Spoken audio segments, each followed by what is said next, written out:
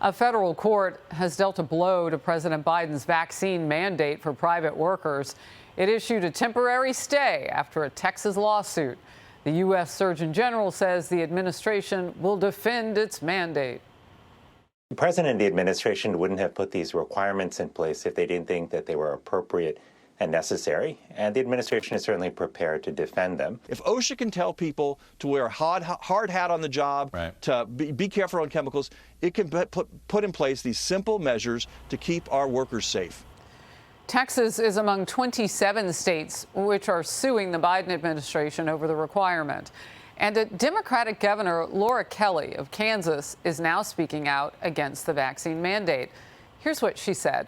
States have been leading the fight against COVID-19 from the start of the pandemic. It is too late to impose a federal standard now that we have already developed systems and strategies that are tailored for our specific needs. End of her quote. Republican Congressman Chip Roy of Texas is in focus now. Congressman, first of all, what do you think about a Democrat weighing in from Kansas? What do you think about her comments?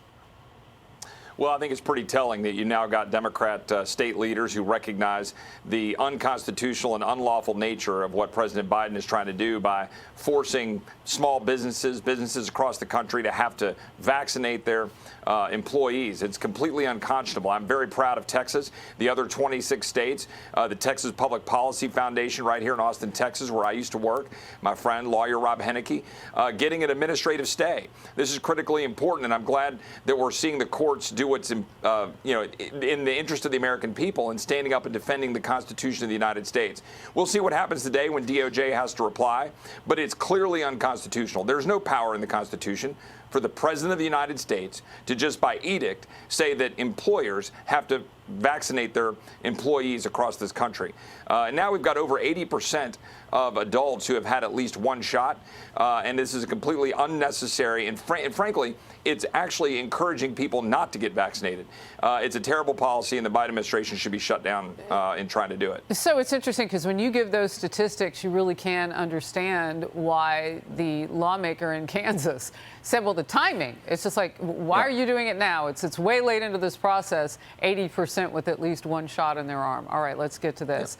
Government funded, I want to make that clear, PBS, government funded, is using Big Bird to push vaccines for children. Big Bird's account tweeted this out. I got the COVID-19 vaccine today. My wing is feeling a little sore, but it'll give my body an extra protective boost that keeps me and others healthy. Senator Ted Cruz responded this way. Government propaganda for your 5-year-old. One user wrote, holy cow, the indoctrination is real. Another joked, what's the treatment for myocarditis? In birds. And now the president is getting in on the act, tweeting, good on ya, Big Bird. Getting vaccinated is the best way to keep your whole neighborhood safe. Congressman, your thoughts?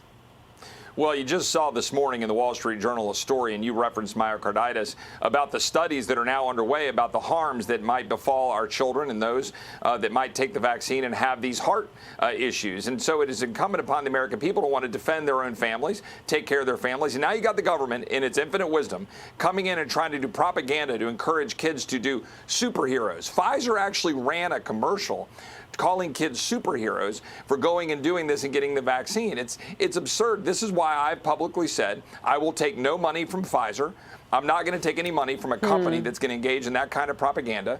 And frankly, I think Republicans, including the 13 who abandoned us on Friday and left us hanging in the wind, we need Republicans to stand up and say that we're not going to fund government on December 3rd with the continuing resolution if these mandates stay in place. So I'm calling on my colleagues to stand strong and not fund a government that's going to go do propaganda on our kids and put these unconstitutional mandates in place.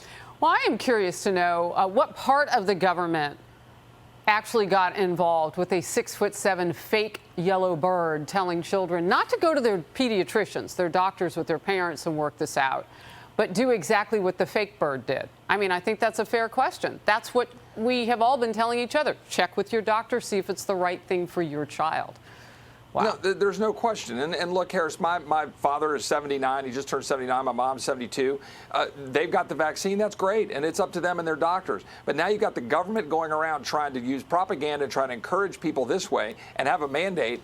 It's an un-American situation that an administration is trying to put that kind of power on the people. And the American people are waking up to what bureaucrats are doing every single day, undermining our freedoms and using PBS and using the long arm of government. And now I've got a constituent texting me just 30 seconds ago, right before we started, because now they're going to be forced out of a nursing home and hospital care because Medicare is bringing requirements that people have to be vaccinated if they're working in these nursing homes.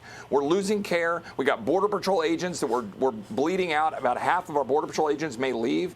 Law enforcement that are not on the job in New York. Firefighters that are missing. Why? Because of an unnecessary virtue signaling mandate from a president who barely even knows where he is in the morning.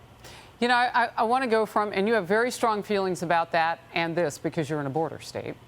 President Biden has flip-flopped now, Congressman Roy, about possible payments to illegal immigrants separated at the border under the Trump administration. Last week, Biden dismissed the report that they were going to pay up to $450,000 for an illegal immigrant. But just days later, he had a completely different take on things. Let's watch. There were reports that were surfacing that your administration is planning to pay illegal immigrants who are separated from their families at the border up to $450,000 each. But it's not true. So this is a garbage report. Yeah. If, in fact, because of the outrageous behavior of the last administration, you coming across the border, whether it was legal or illegal, and you lost your child, it's gone. You deserve some kind of compensation, no matter what the circumstance. What's going on here?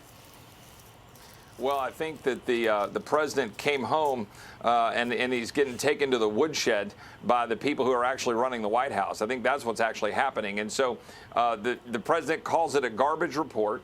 Now he switches gears, saying that you need to have compensation for these families about the outrageous immigration policies, was the exact quote from him on Saturday, involving the Trump administration's policies. But who has outrageous immigration policies? This president and this administration.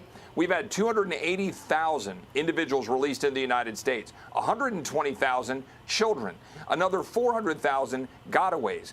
Harris, that's about 800,000 people. Meanwhile, what do we have? We had a Honduran immigrant who posed as a 17-year-old go into the home of a Floridian who took that person in and killed this person. This is the reality of what's happening in our country. We should be compensating by Americans by actually enforcing the law so that they're not dying from fentanyl overdoses. They're not having people go into their homes and kill them. Little migrants, girls aren't getting raped on the journey. That's what this administration owns, and the blood is on his hands instead of this rhetoric about unaccompanied children. He's causing unaccompanied children separating from their families by his incompetent policies. And I want people to understand that it was last estimated about 2 million, maybe 2.5 by the end of the year would have come into this country, would have migrated across the border. And what you're talking about with 800,000 people who are now roaming freely. Some have on bracelets, try to get to the court date. Many of them don't. Yep. That's a huge amount of the people who've been let in.